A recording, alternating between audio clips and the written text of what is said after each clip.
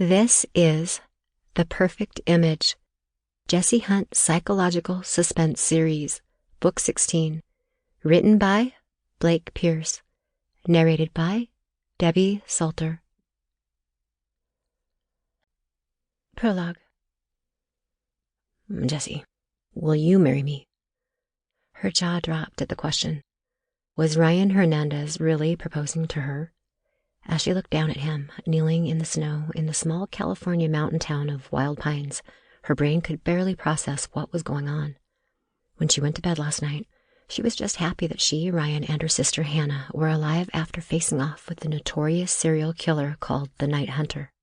And that confrontation had happened only hours after uncovering who had been murdering local female entrepreneurs. Now her boyfriend was on his knee on a chilly mountain morning holding out a ring in a small black box, asking her to spend the rest of her life with him. Jessie, he repeated nervously, will you?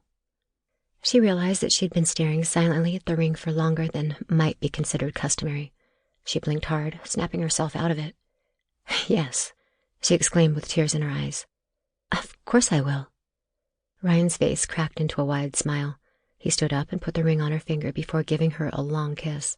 She returned it with equal enthusiasm. You had me worried there for a second, he said quietly. I'm sorry, she replied excitedly, the impact of what had just happened finally hitting her for real. I was just momentarily stunned. I didn't see this coming. Certainly not after the day we just had. I'm just trying to wrap my brain around it. Give me a minute and I'll turn into a bowl of giddy jello. You guys coming? Sam shouted from the cabin. The breakfast is getting cold. For a second, Jessie had forgotten that they had visitors. In addition to Hannah, who was still asleep inside, they had been joined last night by U.S. Marshals Samuel Mason and Thomas Anderson. Both men were sent up to escort them back to L.A. today. After that, she and her family would lose federal protection. Not that they needed it now that the Night Hunter was dead. Jessie had a brief flash of just how the Night Hunter had died before forcefully pushing it out of her head. That wasn't what she wanted to be thinking of in a moment like this. I'll be right there, she yelled to Sam before turning her attention back to Ryan. This is amazing. It really is. But can I make a weird request? Considering the one I just made, that seems fair, Ryan said. Do you mind if we keep this a secret for now? She asked. Seeing his face falter slightly, she pressed on.